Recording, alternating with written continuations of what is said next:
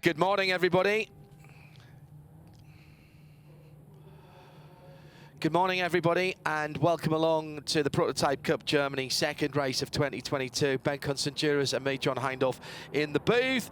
Joe Bradley down on the grid as the cars have come through, and we've had some drama before the cars have even got to the grid because we had a spinner warming up the tyres right in front of us, and this is the 777 into Europol car, and just missed hitting the wall on the Grand Prix pit straight at the driver's right-hand side. That was very, very close indeed for Damien Klozek.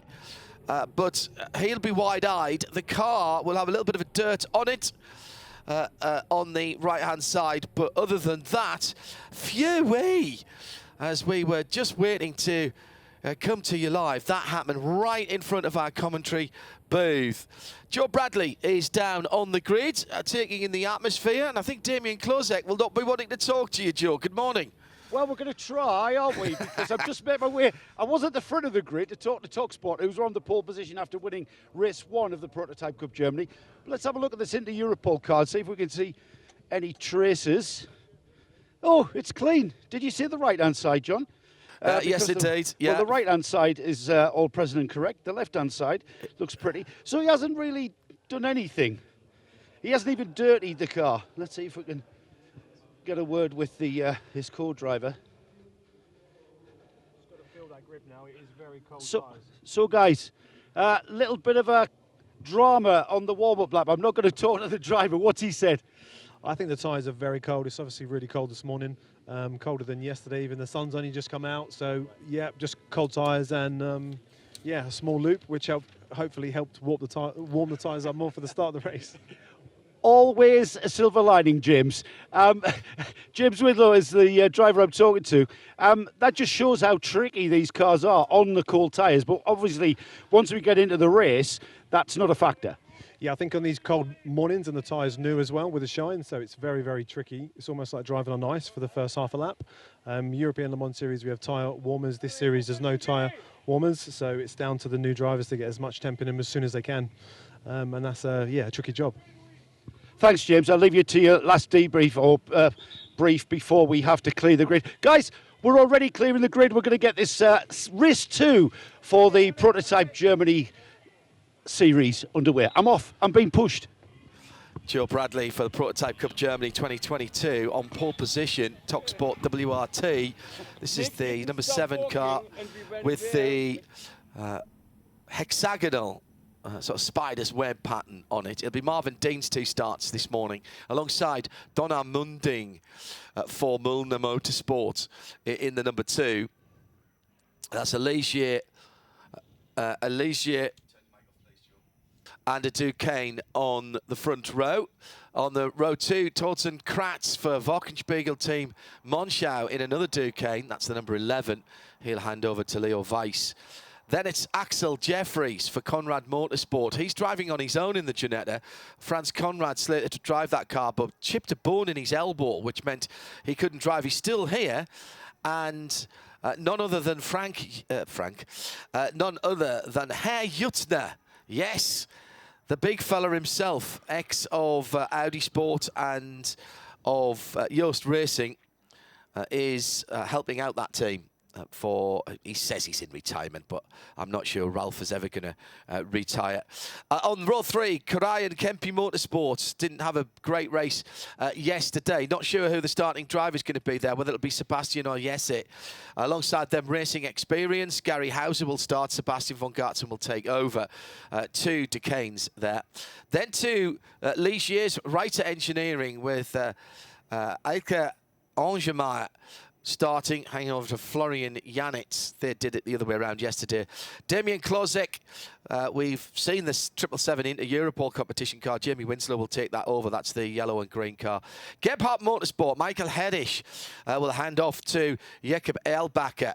And Nielsen Racing is alongside John Melsom and Matt Bell for that Duke. And if you recognise the Gebhardt Motorsport team, that is the same Gebhardt Motorsport who go all the way back in prototype racing to the 1980s in C2 racing at Le Mans and places like that. The 6th row, P11, Speed Factory Racing, Santiago Concepcion will be starting that car. So we get 3/4 of a lap, effectively, maybe a little bit more than that, Ben, before we come through.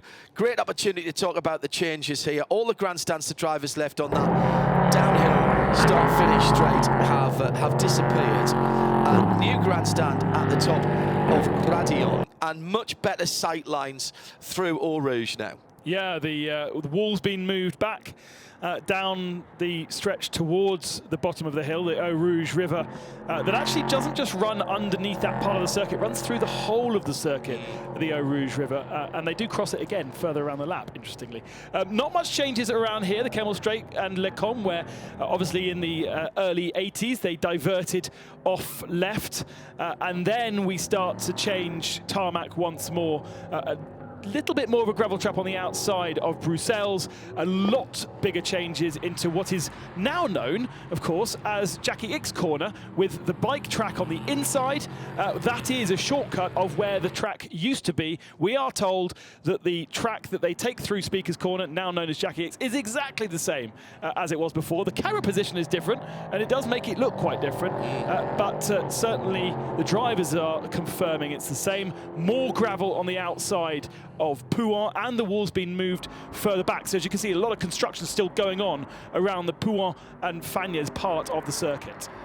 Heading downhill all the way down from Le Combe through to Fagnes, which is where the safety car is now. Again, a bit of work on the left-hand side. Gravel trap right up pretty much to the edge of the white line in that area of the circuit, through Campos and what I still want to call Staveluk of Paul Frere, and huge gravel traps again right up to the white line on driver's left. So if you used to be able to put a wheel or a couple of wheels off, in fact go all the way off there and get the car back on. This is where the old circuit comes back in, and then it's the long run through to Blanchimont, which has gained gravel on the outside as well. Yeah, gained gravel. The wall's been moved further back as well. A place where we saw a bit of action yesterday in the 24H Series race that we are supporting here at Spa Francorchamps. A place where you could, again, release the steering wheel and run wide if you hadn't got it quite right. You can do it a little bit. There is still a little bit of tarmac there, but it's not as much. And then they have changed the gravel trap into the chicane here.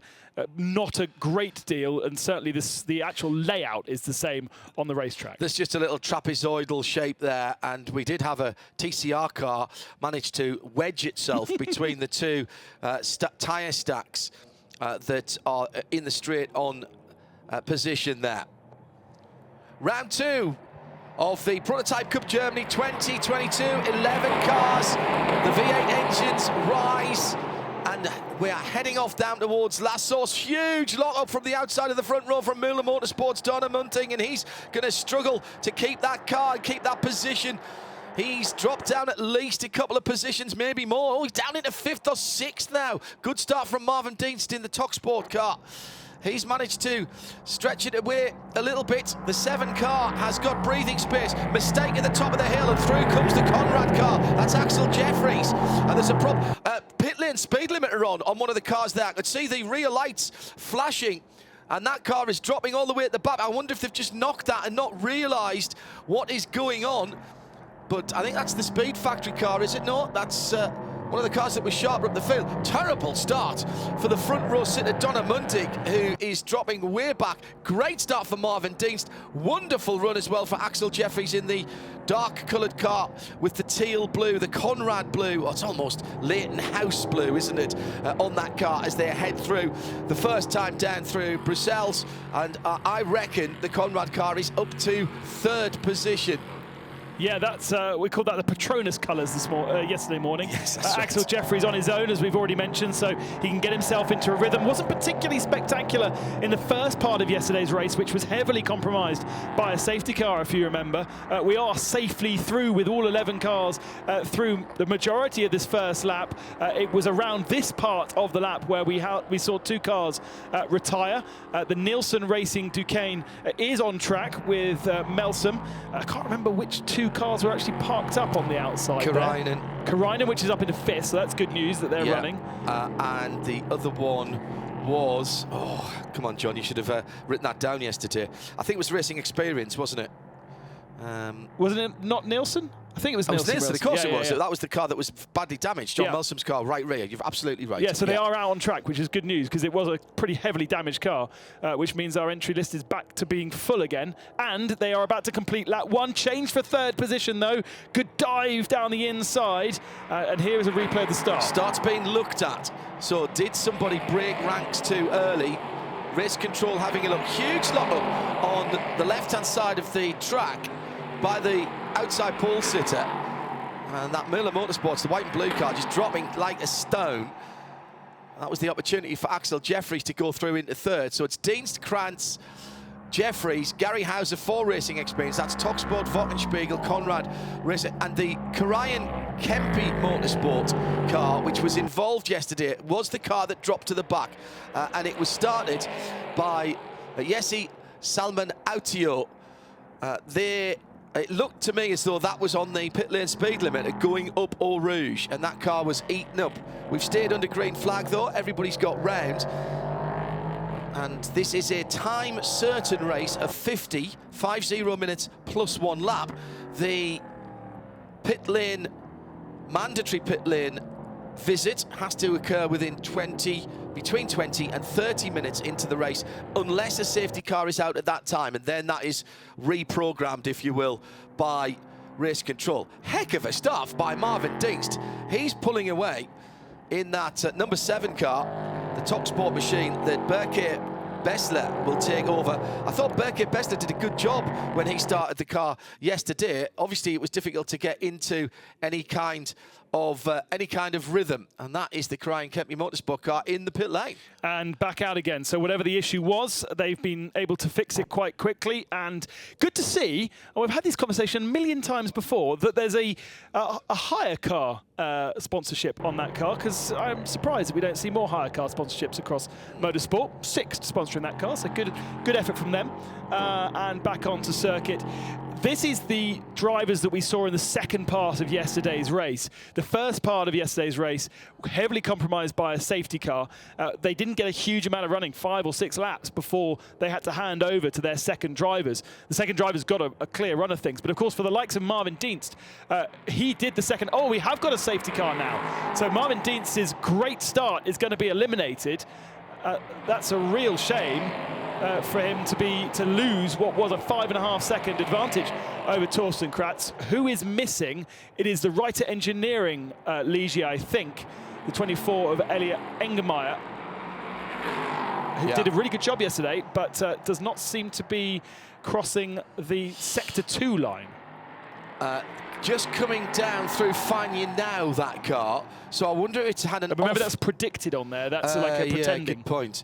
Good point. This is good news for Jesse Salman Autio in the Karajan Kempi Motorsport machine, which made that unexpected pit lane visit. That won't count as the mandatory stop. It was too early. That number 72 will be able to get all the way back around and onto the back of the queue.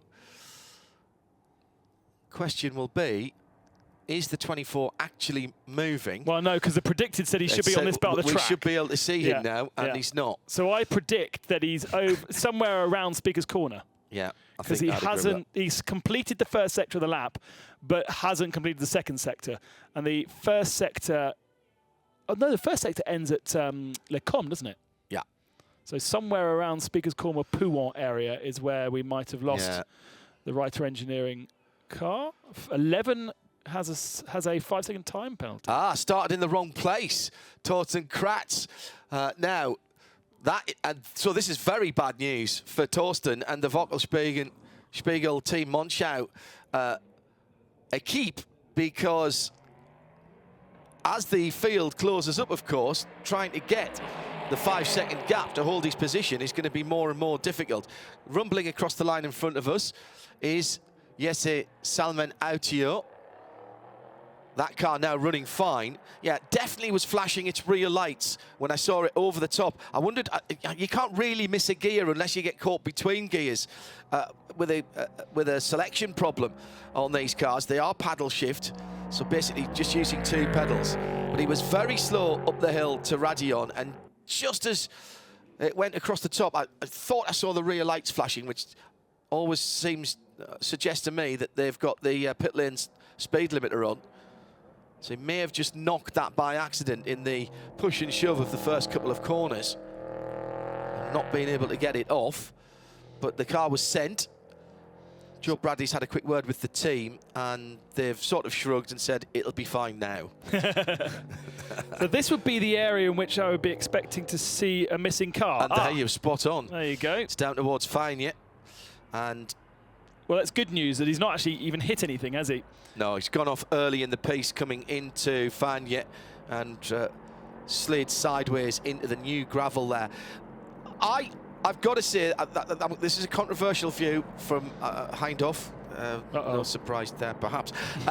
I'm going to say, I think putting the gravel traps back is absolutely the best thing that could have happened for Spa, because Spa, the layout of the circuit is brilliant, but it was actually too easy with all of the runoff areas, because your mistakes didn't have any consequences, basically. And if you're going to turn in Formula One to Pouhon flat out at 260 kilometers an hour and know that if you get it slightly wrong, well, you can just run all 4 wheels off and come back on again, it will have no consequences. You'll lose that lap if you're in qualifying. That's not a challenge as far as I'm concerned. Many years ago, I spoke with Alex Wirtz, whose son Charlie was competing this weekend in the ADAC Formula 4, and Julia's here as well this weekend, Alex's wife. And we were at Suzuka and talking about Turn 1 at Suzuka. And a lot of people were braking so late at Suzuka, they were either spinning or they were going on and then rejoining. He said, when there was a gravel trap there, you couldn't do that. You couldn't go over the limit and then back yourself off. Yeah. The skill was getting to the limit and not going over it. Yeah. And that's the skill of a racing driver, and that's the skill that most of us mortals don't have. It's very easy to go over the limit and back yourself off rather than do it the other way. I think this is really good for motor racing. I think this is really good for Spa. I think it brings back the carrier. We've got a red flag with 40 minutes and 40 seconds on the clock. The clock is still running for the moment. I'm going to suggest that what the problem is they can't get that car dragged out. So there must be suspension problems on the Reiter Engineering Ligier there. Or the tow hook has failed, because there's a decent enough truck there to be able to pull it out, even if they didn't have any wheels at all. We saw yesterday, actually, the Nielsen racing machine being recovered by literally sliding it across the ground. It didn't have any wheels rotating. Its suspension was broken. So I wonder whether the tow hook that should be on the front of that car is not there. And unless Mr. Tractor has failed, also a possibility. Because they're now bringing in the other tow truck, I think, to give it another bit of a tow. We might have 2 things to recover here, John. We might have an LMP3 and a digger to pick up. Yeah, I think you're spot on there. I think that the Snatch Tractor has... I do try to avoid the word Snatch Tractor. Oh, I love the word Snatch Tractor. It's not a live snatch, though, in fairness, because obviously now they've red flagged it. 40 minutes and 46 on the clock. I suspect with a tight schedule today, that might get slightly reduced as the whole field comes through. And here's the problem, you see. They're going to have to now, with the heavier of the 2 recovery vehicles, okay, perhaps not in service, what they're going to have to do is put a longer tow hitch on from the Ford Ranger pickup and drag it that car Yeah. staying on the track and then drag the errant LMP3 out. We can't see it on that shot, but the marshal in the black suit has pulled something from the front of our recovery truck to the front of the LMP3. So I think the two of them are now attached. They are. So that can recover. Wait. Don't pull it back yet. Ah, he's got a winch. He's got a winch on the front of the Ford pickup truck. Cool. So let's, whilst this is going on, Ben and I will keep an eye on that. Let's have a chat with Franz Conrad of Conrad Motorsports. Should have been in the number 2 car, but chipped his elbow. But the Ginetta up to 3rd position, Joe. Well, we're going to ask Franz if he knows anything that we don't. Franz, what are you hearing? It seems to be a bit of a task for them to recover that car out of the gravel. Yeah, I think they're a little bit slow here. They should a little bit push more harder. It's only 12 cars out now, and I think it was not important to make a red flag. There would be double yellow would be fine. Well, anyway, this is the decision of the race director. It's his choice, so we can do nothing. So we come back to the start and finish line and start again. A little bit different, this prototype challenge for you guys, a sprint race. We're used to seeing Conrad Motorsport in the longer distance races. What brings you to this championship? Oh, it's a German championship. It's close to us. All the race trucks are close. And I think the LMP3, I like it. It's a nice championship. Sure, we must think about now. It's a different story. Even what you mentioned, we win the long distance races normally. And this is a sprint race, really a full sprint race. We're working on it, and I think we will get there. Does it work as a training platform for drivers to move into the longer races?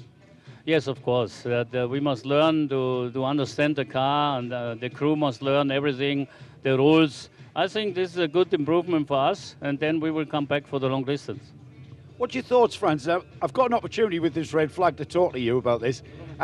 We're seeing changes coming about with the regulations at Le Mans and in other sports car championships like IMSA and the like, which you're very familiar with. Do you think it's a great idea that we're seeing a convergence now and cars that are eligible for both the American Series and the European and the International World Endurance Championship? Of course. I think this is really the way to go. We see what the GT3 championship, what Stefan Radell did, it's growing. So I think it's the best way to combine it with America, with all the other race series. And I like. We will go to America for sure. I like it.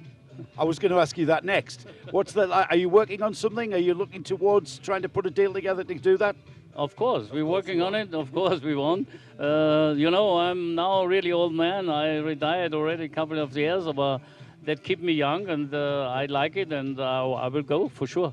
We're great to see you there, Franz. Thanks for talking to us. Always great to talk to Franz during a red flag period. We've always got a lot to say. Good to see Franz Conrad.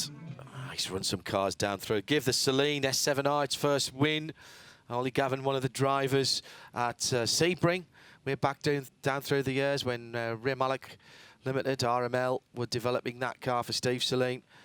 Being part of the fabric of international and world sports car racing for a very, very long time with that colour scheme. Very well known. Franz Conrad, what a character. Great to see him in supporting this championship. And I think that really shows how seriously this championship is being viewed. Yes, we've only got 11 cars here at the moment. But it's the first ever race. Well, the first ever race weekend. Yeah. And I think this will only grow. The P3 chassis, LMP3 chassis concept and spec driveline concept is very, very good indeed. Where can you... the Michelin Le Mans Cup now has become such a high-level championship. Correct. Where can you train those drivers before doing that? There really isn't that many opportunities. There was in the UK, I think GT Cup introduced an LMP3 category, but there isn't really kind of a place where you can get good amount of track time in a racing environment, and this is filling that gap, isn't it? You can also run CN cars and LMP, they called LP4 cars as well, which the French Championship use. So there is an opportunity to run older machines, but actually what we're seeing here is young drivers gaining more experience because also the Michelin Le Mans Cup is only 5 rounds. Yeah, I like this. Gives you an opportunity to get a bit of track time, learn some new circuits. Good, very good. And I suppose, will they be coming here in a couple of weeks' time? The calendar for the rest of the season is very interesting, actually. Wochenspiel Team Monchou took victory in Paul Ricard a couple of weekends ago. Now that would have been supporting the ELMS. Mm-hmm. So ELMS come here, and Tractor has recovered Tractor. Yes. Yes, Manitou that was broken has been recovered by its friend. So we've got the first 2 rounds here at Spa Francorchamps. Then we're off to the Nürburgring in July for the Prototype Cup Germany. This is a joint series that is run jointly by the ADAC and Creventic, who are the people behind the 24-hour series. Then Lausitzring in late August, and we finish at the Hockenheim Ring in October, the second to last weekend of October. So 4 events, 8 rounds, and the opportunity to, as Ben rightly says, for young drivers or those people getting into downforce cars maybe for the first time, to get a bit of experience. The clock has resumed running. We're down to 32 minutes and 50 seconds on my timing screen, although it's a little bit ahead of that on our screens. Now, what's really cool about that calendar is your next round in July at the Nürburgring is supporting the Truck Festival. Oh, yeah. Which is just such an incredible event at the Nürburgring. ADAC GT Masters for Hockenheim Ring. So alongside 4 very, very prestigious events. Yeah. The Nürburgring is on the Grand Prix track, of course, not on the full Nürburgring Nordschleife. I'm not sure even I would be brave enough to drive, or any of these drivers would be brave enough to drive a LMP3 on the Nordschleife. And the last round of the Hockenheim Ring then, on the 21st to the 23rd of October. That's GT Masters. That's GT Masters again, is it? All right. Well, they're prestigious, they're good tracks, and it's a good showcase for this brand new series, the brainchild of ADAC and Creventic. And as Ben was saying, LMP3 cars will be the top class. There's an opportunity for other categories to jump in as well, which I hope happens, because you've heard me say many times, dear viewer and listener, that the only way that you can learn about multi-class racing is to do multi-class racing. And you know, if you're going to go to Le Mans or IMSA and develop your career as a sports car or an endurance prototype driver, at some stage you're going to have to deal with multiple classes. And if you're a GT driver and all you've done is done single make challenge or something like that, you're not learning that.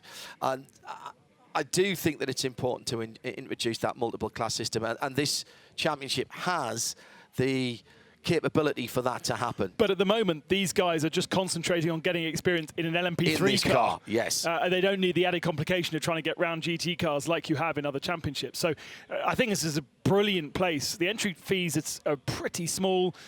Spa, the Michelin Le Mans Cup, will be coming here in September. So a great chance to get a little bit of setup work done on the car. It's exactly the same as the car that they will be racing in. Team Monchou using the same car that they had last weekend at Paul Ricard. And so all these, you know, many of these drivers are young drivers, 23, 24, 25 years old, building a career. Marvin Dienst obviously bringing himself in as like the pro, James Winslow as well. So they were also developing from a perspective of a gentleman and a pro driver. And giving people like those two drivers, Matt Bell, of course, the tall Northeast England driver, with John Melsom in the Nielsen racing car, giving them an opportunity to do a bit of mentoring, and also, you know, for them, this is a business. They are pro drivers. Gives them an opportunity, another opportunity to ply their trade, and 5-minute board. Also bringing up the next generation. So as you heard there from Joe, the 5-minute board has been thrown out, race resuming at 10:30. Yes and no, because it's gonna leave the start line at 10:30 behind the safety car. Yeah. We're not actually going to go racing until another 5 minutes after that. And if this timer continues to tick down, we are not going to have very much racing, I'm afraid. And the work of Marvin Dienst and all these drivers who are in the car for the first stint, Matt Bell also, Nielsen Racing, should have made a much bigger impact had there been more laps. They're going to hand over to their second drivers. Second driver in the 7 car, for instance, as we saw from yesterday, far less experience. Did a great job, Bessler, but has experience in GT3 cars and GT4 cars, not in LMP3, so might find himself being chased down by those with more experience who are the second drivers. So just getting the drivers, in fact, I don't think any of the drivers got out. I was going to say getting them plugged back into the cars, but just making sure that the cars are going to refire. The safety car will lead them around and we'll go back to green flag conditions, fingers crossed, when they come back to the main pits, the Formula 1 pits, which is, what, 1 corner behind where they are now. So they've got 3/4, 7/8 of a lap to warm up their Michelin tyres before they come back to the restart. Oh, we've gone green already. Someone's pressed the button a bit early. And not quite. That'll panic everybody down on the pit lane. And we should say, because Franz, in the interview with Franz Conrad, he was kind of being a little bit critical of the marshals. Absolutely nothing to do with the marshals there being slow about recovering the car. Unfortunately, their hardware failed on them, and therefore they needed to get a second truck onto the track to be able to recover the first recovery vehicle. You can't have 2 recovery vehicles trying to tow each other out and cars going around. I like the idea of having the electric winch on the front of the pickup truck, so that car didn't have to pull into the gravel. They just wound the winch out. Well, we've seen that often, haven't we? Oh, absolutely seen that before. I could drive in. Oh, if you've ever been unfortunate enough to be in a gravel trap, there are very few occasions when you can get out. And even if you're driving a road-going all-wheel drive car and you get in there, you've got to be really lucky and keep the momentum going to get it out of there. I remember years ago at Silverstone, you didn't have the access roads that you have now, and you had to drive on the track to leave the infield. Yeah. You had to drive down the Hangar Straight. So often there would be cars in the gravel trap at Stowe because somebody had decided either that they've missed the access road or tried to do a cheeky lap, and there would be road cars be left in on Saturday and Sunday nights because various fans and people have got overexcited with the gravel traps. Impossible in a road car, or impossible in an MP3, unless you, as you say, have the momentum and almost speedboat through it. Yeah, you've got to skip across it. Yeah, absolutely. It's almost that you use the bottom of the car as a bit of a boogie board on the on the gravel itself, and if you can keep that momentum going, you can maybe be lucky. Plenty of people will have tales of woe from, particularly I think of the infield at Le Mans around the Bugatti circuit, where you get in and out of the infield there. Quite often when there's queues, you see people thinking, we'll be clever, we'll skip the queues, we've got a big 4-wheel drive, we'll go up into this gravel track. Oh. Yeah. Oh. And everybody else is just looking. Yeah. The reason why, usually under a red flag condition, we would stop the clock. But we have such a tight schedule here with this race back-to-backing with the resumption of the 12 hours that we basically don't really have an opportunity for that. So unfortunately, they are losing quite a lot of race time due to that red flag. Yeah, and the reason that we can't extend is because there is a curfew, a noise curfew at 6 o'clock Central European summertime here at Spa. Yes, they do have some noisy days that they are allowed for things like the 24-hour and the 25-hour races here, but there is this year the addition, and quite a lot of the track changes here is because of the addition of a round of the FIM, the Motorcycle Endurance World Championship, the EWC, and that of course means that's going to take up one of their noisy weekends as well. Fewer than 30 seconds before we get back underway behind the safety car. The clock is counting down to somewhere in the region of 24 minutes, and as they roll off now, the new pit stop window is still 10 minutes, and it will start in a minute's time.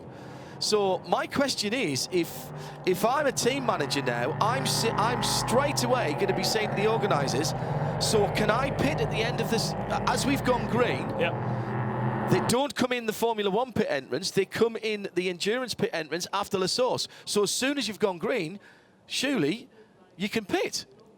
If you've got the track position to be able to get across there, because you're going through La Source side by side because you're all condensed. You have to cut straight across to the right-hand side. I reckon if you're at the back, that would be the little cheeky thing to do. Well, who's going to do that? Because we do have the likes, I would say, Damien Klosek, who we saw spin in front of us before the start of the race. He's got James to get in the car. Yeah, so that would be a good one. To get the car. Although he's the man paying the bills, so you want to give him as many But do you want a laps as trophy? possible. Or do you want a trophy? Yeah, it's always a bit of a tough one. But yeah, but Marvin Dienst, you need to give him a couple of laps to stretch his legs to try and build a gap so that when he hands over to Bessler, there is the possibility of a trophy. The number 11, Thorsten Kratz, shares with Leonard Weiss. Who's, Leo's very quick. Yeah, Yeah, so that would work as well. Although actually, Thorsten is the pro driver of that too. Axel Jeffries, He can do whatever. I think he comes in. Yeah. If I'm Axel Clear Jeffries, I think he comes in, gets his solo pit stop done, and then uses the last 18 minutes, which is approximately what he had yesterday, to fight his way back through the field.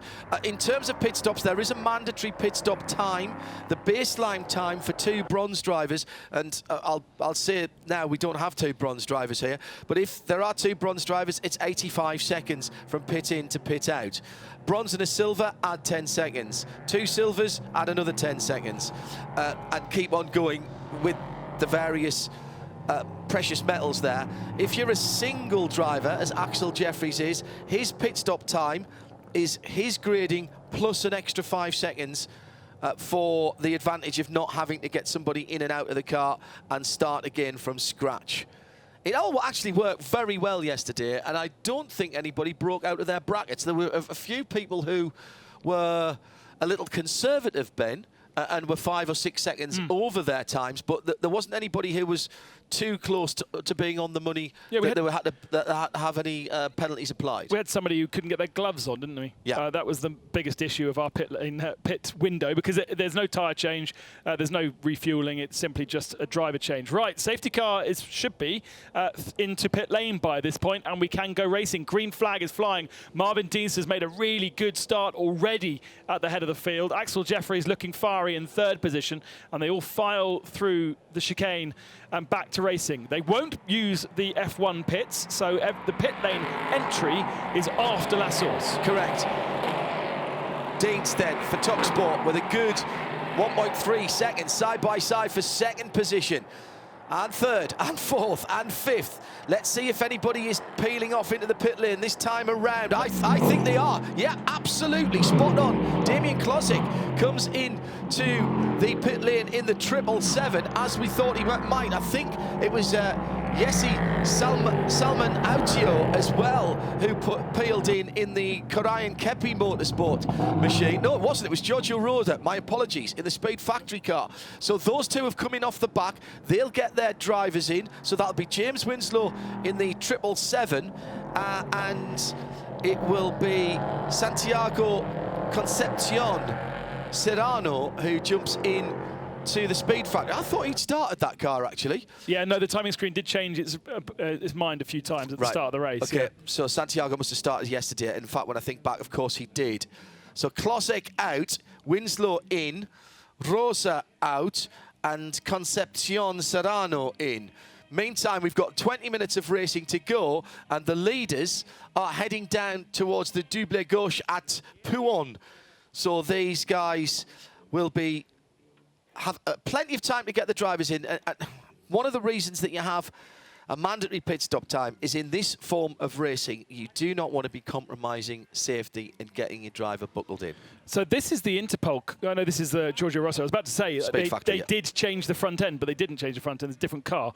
Speed Factory Racing. Giorgio Rossa started yesterday, so I think this should be Giorgio getting back in, even though our timing screen says something different. Okay. Giorgio hasn't raced for some 10 years, so looking at the face, potentially. Concepcion found himself at the gravel trap yesterday in the second stint of the race. So I think that should be Giorgio Rossi getting into the car. Right. Apparently, though, yesterday it wasn't fully correct either. So there's one or two people who got their transponders the wrong way around, wasn't there? There'll be about 18, call it 19 minutes to go as Marvin Dienst, who has not yet made his mandatory pit stop, goes across the line. We have had the change for Jamie Winslow, who is not yet out. So Jamie, of course, being a higher graded driver, wasn't allowed to leave the pit lane at the same time as the Karajan Kempe Motorsport machine was. So he's had to sit for just a few seconds more, and we'll have more people coming down in the pit. Top three, all in the pit lane, Ben. Yeah, Marvin Dienst will hand over to Bessler, Torsten Kratz, and then Axel Jeffries, not handing over to anyone, which has released Donna Munding and Matt Bell on circuit. Matt Bell losing one position on that last lap to Donna Munding. Munding had a really difficult first lap of the race, got really bullied off the racetrack, basically. And one of the big losers of that last lap was Gary Hauser in the Racing Experience Duquesne. He dropped to 6th position, has stayed out on circuit. Gebhardt also has stayed out on circuit in 7th, well, it was 7th at the start of the lap, and then we have seen a couple of pit stoppers. Interesting to see where Jamie Winslow comes out. He's got cold tyres, of course. A professional driver on cold tyres can really extract so much more from the car when they are in compromised conditions. Yes. Let's see if he has done a good outlap to fight the likes of TalkSport and WTM. He's just coming up towards the run up to Blanchemont, so he's just come out of curve at Paul Frere. So this is going to be nice and tight. He will be on warmer Michelin tyres as well, of course, when he does get round at the front of the field. The car's in the pits. This will seem like a very, very long time indeed. The blue and white Mühlner Motorsport machine of Donna Munding ahead of Matt Bell and Nielsen Racing. They're battling between themselves as they go past the karting circuit on their right-hand side, just down in the valley. Now, across the line in front of us, that was James Winslow, who's just gone through. So, who's rolling from the pit stoppers? I don't think anybody is. I think Winslow's going to make up a huge amount of positions here. A huge amount of positions. Here comes the Mühlner car. Yeah, those two need to go into the pits this time because the pit lane will shut in 2 minutes, so they won't get round and get in. Oh no, good point. So we'll need to get the last 3 or 4 cars into pits. Birke Bessler is aboard the number 7 machine. Mühlner stayed out. Mühlner Motorsports stayed out. They are going to have a really good lap here to get in. No, they have a stunning lap. Yeah, I don't think they're going to make it. No. It's 40 minutes and 59 seconds is when the pit lane closes. So he's got about 2.5 minutes. So he's got to hustle. He's got 1.5 minutes, John. Yeah. Shots at 40, does it not? 40 and 59 seconds. And 59 seconds. Yeah, that's the key thing. There you go. Yeah. Oh. So I'm waiting to see when Jamie Winslow crosses the end of the first sector of the lap. That will give us a clue as to whether he is ahead or behind Birke Bessler, who is taken over from Marvin Dienst as our one-time leader in the number 7 TalkSport WRT machine. TalkSport all over the place, represented in Croatia this weekend, where they're home rallying. And that is the same team? Yeah, absolutely. And they absolutely dominate the World Rally Championship in WRC2. So Bessler first, Winslow second. Wow. Winslow. So that tactic paid off massively for inter-Europol competition. And Jamie Winslow has got warm tyres. Donna Munding in the blue and white Mühlner Motorsport car at the head of the field at the moment, but will have to stop. I think it's going to be quite interesting at the head of the field because it was a slow outlap from Leonard Weiss. Axel Jeffries 2.5 to 3 seconds faster than him, and actually faster than Jamie Winslow. So Bessler, Winslow, Weiss, and then Axel Jeffries will need to do some making up because, of course, Axel with a slower pit stop due to his single occupancy of that car. Santiago Concepcion actually ahead of Axel Jeffries. So,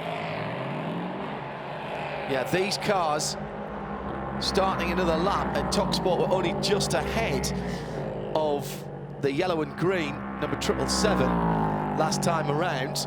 Now, they scored in 6th, 7th and 8th at the moment on the timing screen, but that is waiting to update after we've had the final pit stops. So the last 2 cars to come in are Müller Motorsport and Racing Experience, Donna Munding and Gary Hauser, and they did get in with about 10 seconds to spare. So they could not have done another lap. That's going to give the second driver somewhere in the region of 12 minutes to make their mark on this. So now, with those 2 cars in the pits, on the other side of the circuit from where we are, we need to keep an eye on where everybody else is as they come round. A very, very committed turn into the pit lane, shall we say, from Donna Munding, who laid down 2 big black stripes of Michelin rubber as he turned and pinched out to the right after La Source. Yeah, exactly. Rather than letting the car run out wide, tried to keep the steering lock on and apply the throttle. A classic way of inducing a donut, and he did half of one right there. So pit stop done, watching the clock to make sure that he gets released at good time. And it's really close at the head of the field. The leading group, the second group rather, is at Blanchimont at the moment. They'll be coming into our sight on our left-hand side through into the bus stop in a couple of seconds' time. We're still waiting for these 2 final pit stoppers. The Müller Motorsport car is rolling just as we get the line of cars onto the straight in front of us. This is going to be pretty tight. We're going to have a battle royale for the last dozen minutes or so. Again, remember, the TalkSport into Europol and the Wochenspiegel Team Monschau cars are all going to be on warmer tyres. Coming through there as well was the Korean Kempe Motorsport machine. Yeah, being passed by the Speeds Factory, Santiago Concepcion, who has got past on that last lap John Melsom, dropping 2 positions for Nielsen Racing on the last lap. So Axel Jeffries up 1 spot. Axel's really being punished because of his pit stop time, and he's got some serious work to do to get into a podium position here. As who do they pass there? Is that a car coming out the pits? I think it correct. Might well that be. was the 12 car. Salmonen. Yeah. Yeah. Sorry, what was his racing experience, correct. Gary Hauser? Yeah. So he's well up there as well. Yeah, the Racing Experience 12 car has now got Sebastian von Gartzen behind the wheel, and that was the red, white and black number 12 car that was coming out the pits. So the different tactics after the long red flag playing out in different ways, but now it's a level playing field. Now it's the race to the flag. Berke Bessler leads for TalkSport WRT, just ahead of Jamie Winslow for Europol. Interpol, something very different. Leonard Weiss in 3rd position for WTM Monchou in the Duquesne, with Axel Jeffries chasing them down. Jeffries looking down the inside there of Jesse Salmonen. Couldn't find a way through. It can't be Jesse Salmonen Auto because that's changed drivers. So that's the second driver in that car. Jeffries hasn't found a way through, and all of this is losing him time and the potential of getting onto a podium. It should be Sebastian Aramram in that car, the Scandinavian entered machine, Finnish and Swedish drivers. And that was a challenge for the lead, or they're very tight. Müller Motorsport are going to lead this across the line. So Matthias Luthen will lead across the line from Berke Bessler for TalkSport, then Jamie Winslow, who was one of the first stoppers, and down the inside, TalkSport into the La Source hairpin, and here comes Jamie Winslow as well. Stop and go penalty for Korean Kempe Motorsport.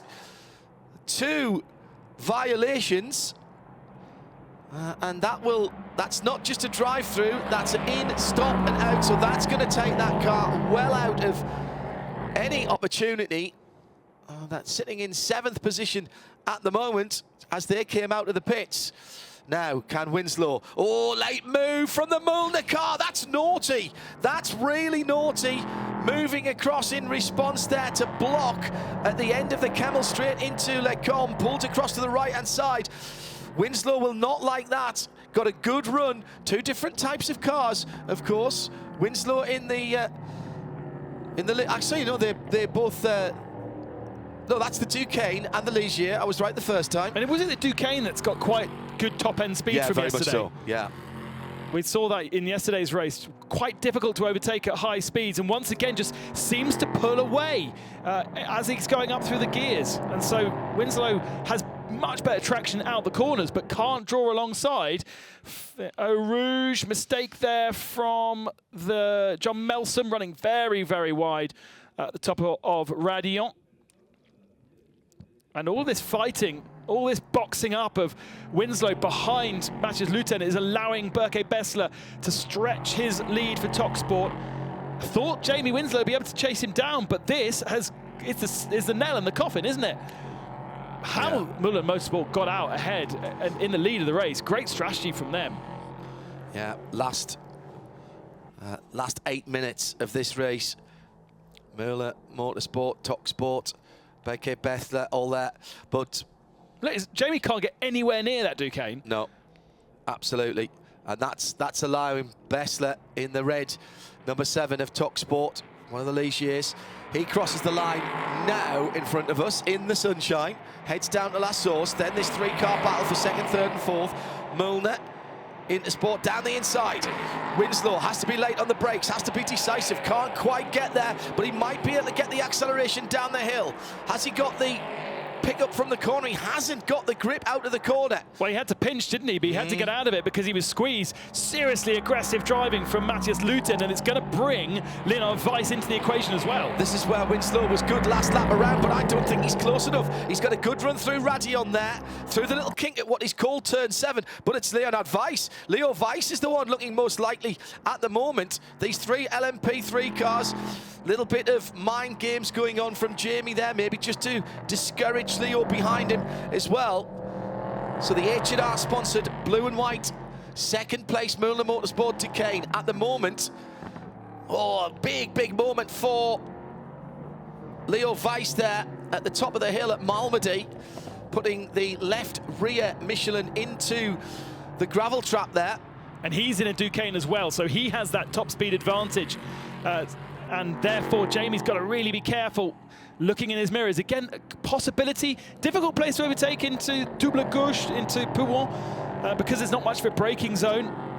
Tries to keep the momentum going into a better braking zone. Here would be a good place to go down the inside into Fagnes, but of course the circuit goes left after this corner. Less of a good place to go side by side. Got to get a good run out of Campus and Stavelot, Curve Paul Frere, to give him an opportunity through Blanchimont on the brakes into bus stop. I think that's where he's got to try and do it. Look at the gap though, he's pulled out just on acceleration. That was out of Stavelot. I mean, that car is very, very quick. That Duquesne is getting good grip from the centre out of the corners, and this is allowing Berke Bessler to build something of a 4.5 second lead. And it was all in the last lap. Yeah. The lap times are hugely different. Bessler is just able to get his head down and do qualifying lap after qualifying lap. Doesn't have to worry about preserving his tyres. Good, nice, hard Michelin tyres, and also the fact that they've only really been doing about half an hour's worth of work. Again, Jamie Winslow really, really close. Again, aggressive, very, very block pass, karting styly down the inside. Yes, but there's a good grunt and there's good slipstream for the Duquesne. No, 3 wide. Oh, so close between the two Duquesnes. Leonard Weiss and Matthias Lucen, very close indeed to a big shunt that would have been going down towards Eau Rouge. Now, Winslow's got by, and crucially, I think he's broken the toe. Leo Weiss is sitting in behind the blue and white car. You can barely see him at the moment. And then following them is the Speed Factory Racing team. Defensive move into Lecombe. Oh, that's beautiful from Leo Weiss. No, that was great driving round the outside, had the overlap, and I don't think Matthias was expecting that to happen and pinched it himself, spun it around. Yeah, into the right-hand portion of Lecombe. Jamie's cleared off. Now, there was a big defensive move early on. Was there a little touch? No. Up on the curb on the right-hand side. Good eyes from Ben Constantinos alongside Mate John Hindhoff. as we down into the last couple of laps. Down to 4 minutes plus a lap now for the leader, Berke Besler. To be fair, though, Matthias has been pretty aggressive with his Yes, he defensive. has. You had to be aggressive with him to get past. And Jamie Winslow improvising through the last couple of laps to try and find a way through. Great karting block pass into La Source. Sat the car on the apex so that nobody could get the shortest line through the corner. And then Leo Weiss, again, improvising round the outside the first part of Le Com, pinching his opponent. And unfortunately, Matthias wasn't able to keep the car facing the right direction. Incident is under investigation, though. Well, Race Control have more angles than we do in the commentary box. They can use the closed-circuit TV that's here as well. And they may have seen something else. But I've got a feeling if there was no touch there, that's going to be no further action. One more lap, 2 more laps to go, I reckon. Now, who's on the tail of Leo Weiss? That's Speed Factory. Yeah. So that's the number 5 car, which we think is Giorgio Rosa who took that car. I think it should be, unless the timing screen was wrong from yesterday, which is also a possibility. In which case it is, I think they would have got it right today and got it wrong yesterday. So I think it could well be Concepcion, and therefore it was Giorgio Rosa who put the car in the gravel yesterday. Oh, I see what you mean, yeah. My arithmetic's never been my strong point. It was double period on a Friday many years ago when I was at Farringdon Comprehensive School in Sunderland. And so we will have this one and 2 more, I reckon, because remember, it was 50 minutes and 1 lap. So when the time elapses in 2 minutes and 22 seconds, we still have to have 1 more lap after that. It's battling further down the field at the moment. We've got about half an hour before the second part of the 12-hour race begins as well. Yeah, absolutely. Stay tuned to us on the Radio Show Limited network of audio and visual channels. Well, this is boiling up quite nicely. Winslow's got the better part of 10 seconds to try and close in on the leader. He's got 12 seconds back to Leo Weiss. He's got 3 seconds rather back to Leo Weiss. He's got half a second back to the Speed Factory Racing team. A decent little battle going on further down between Axel Jeffries and the... Yeah, Sebastian von Gartzen in yes. the racing experience, number 5th position. Correct. This it is. No further action on the incident between 21 and 11, so that's good news for Leo. I think it was the right call there from Race Control. Surprising to see Axel Jeffries not being able to get past the racing experience Duquesne. But again, this is a Ginetta this time versus a Duquesne. And as we have seen from the Duquesnes further up the field, they are difficult to pass. Very quick in a straight line. Very, very, and what is Spa? You know, it is a compromise between straight line and downforce, but you would say it was a quick track. Yeah, you can either choose for ultimate lap time, which does mean maybe having a better car through the widdly bits, but having a slow car along the straights, versus having a fast car on the straights that is unable to be passed, and then you just sit frustratingly through the slower parts of the track. Berke Besler is driving away from Jamie Winslow at the moment. It's over 10 seconds now, getting on to 10.5. Got 2 two-car battles, though, for 3rd and 4th and for 5th and 6th. So Leo Weiss is defending against Speed Factory Racing, which we think is Giorgio Rosa behind the wheel. And then we've got the battle for 5th and 6th between Sebastian von Gartzen and Axel Jeffries. 2 pairs of cars, both on the Camel Straight at the moment. The leading pair just going into Le Com. Then the Conrad car in the wheel tracks, but lost, what, 2 or 3 cars lengths there? Yeah, right in the slipstream going down the hill into Eau Rouge, but then by the time they get to the end of the Camel Straight, that's, yeah, at least 2 or 3 car lengths, isn't it? And again, he'll close in all the way through the wiggly bits and just have nothing on the brakes and the big braking zones at the end and the start of our laps. Frustrating for Axel Jeffries. Yeah, it must be.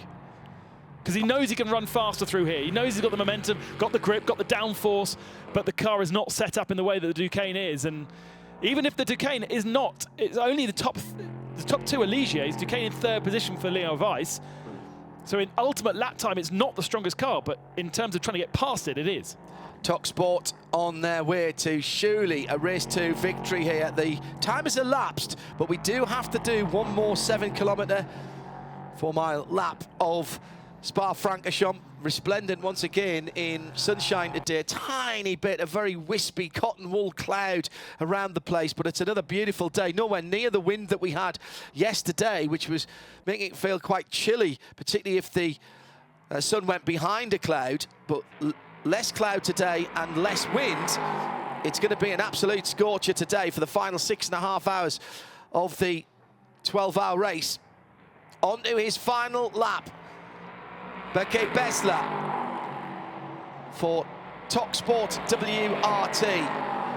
Winslow in second is not gaining. He's just put his fastest lap of the race in at 2:15.527, but that was not quick enough to take any time out of the leader. It's now over 11 seconds. 3 seconds further back, Leo Weiss and Giorgio Rosa, we reckon, battling for third place in the final step on the box. One more chance perhaps for Axel Jeffries to get really good momentum up over Radion and perhaps try and find a way through, but the gap is already too big, isn't it? He's not close enough. Even if he gains through Eau Rouge and Radion, he's not going to be close enough here, and there'll only be one more opportunity into the braking zone at the end of the lap, into the bus stop chicane for Axel to get himself up into 5th position. But ultimately, considering it's just him in the car, I think he'd be a bit frustrated to find himself in 5th after this one, as well as missing the podium in the first race. And he probably wouldn't have done much better if he had Conrad beside him. No, don't think so. Although, of course, it would have been a 5 seconds Less quicker pits, pit stop. He had a 2-minute stop because of his driver grading, plus the extra 5 seconds. So that's where he has been disadvantaged. Nothing to do with the potential for the car or his driver. Oh, huge moment for the leader! Right at the bottom of the hill, almost through, a certain victory away. Coming out of fine for the final time, Berke Bessler all over the curbs and flirting with the gravel trap. Lost the back, lost the front, lost everything, and almost lost the race. Victory in the last half a lap. That will have put his heart rate up just a little bit, and I think he'll be cruising to the line from there. My goodness me. Final lap, final couple of corners for Berke Bessler. It only has to come through the bus stop to take race 2. It's been an absolutely fantastic drive from Berke Bessler in a car that he's unfamiliar with. Just a couple of tests, takes the checkered flag, and victory for TalkSport WRT, and it's going to be by an increased margin over Jamie Winslow in the Inter-Europol. What could have been for Jamie had he not got past the kind of roadblock that we saw that actually Matthias Luton down in 7th by the end of this race. Very close between Leo Weiss and the Speed Factory for 3rd spot. And then we await the battle for 5th. Sebastian von Gartzen is going to keep it ahead of Axel Jeffries, 5th and 6th. And then Matthias Luton, who was so aggressive to try and keep himself on the podium at the start of our resumed race, but ultimately spun out down to 7th spot. So, unofficial results then sees TalkSport, the number 7 car of Berke Bessler, started by Marvin Dean. Still on Marvin. He did his job, but didn't have to do that much work. So Berke Bessler will be getting all the plaudits there. Good strategy as well to keep them at the head of the field. And they unofficially have taken the 2nd race of the 1st season in Prototype Cup Germany. In 2nd place, Damien Klosek started. Jamie Winslow finished for Inter-Europol competition. Again, they used strategy. They were well down the field at the restart, but an early pit stop for them allowed Jamie Winslow to work his way back up into 2nd position. And the 3rd position team, Wochenspiegel Team Monschau, WTM, Leo Weiss finishing off the race today after Torsten Kratz had started it. Speed Factory in 4th, Racing Experience 5th, Conrad in 6th with Axel Jeffries driving on his own. Müllner in 7th after so much promise, but unfortunately Donna Munding not able to do as much of the driving as he wanted with the red flag that we had. Gebhard Motorsport in 8th position, 9th for Nielsen Racing. Karajan Kepmi Motorsport with an issue earlier on, which looked to me like it was the pit lane speed limiter, and rounding up the field, Reiter Engineering in 11th position here for the second race of the 2022 season.